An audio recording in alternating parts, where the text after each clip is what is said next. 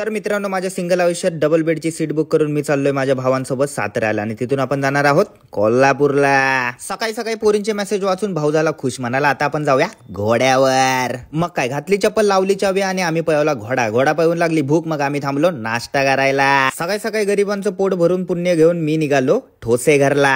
ठोसेघरच्या धबधब्याचं मनमोहक दृश्य बघून मनाला मिळाली शांती। या धबधब्याबद्दल माहिती सांगायची झाली तर भारतातला 14वा तर महाराष्ट्रातला पहिला सर्वात उंचीवरून पडणारा हा धबधबा असून ज्याची उंची आहे सुमारे 660 फूट। धबधब्याचं रौद्र रूप पाहून अंगावर आले शहारे। तेवढ्यात पोरांनी खायचे काढले बहाणे। मग काय, पुन्हा गरिबांना खायला घालून मी निघालो परतीच्या वाटेवर।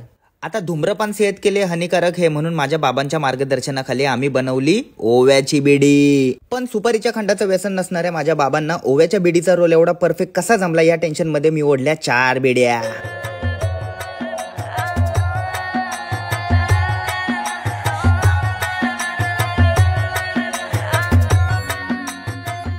तर मित्रांनो, उद्याची व्हिडिओ आपण बघूया पुढच्या ब्लॉग मध्ये। धन्यवाद।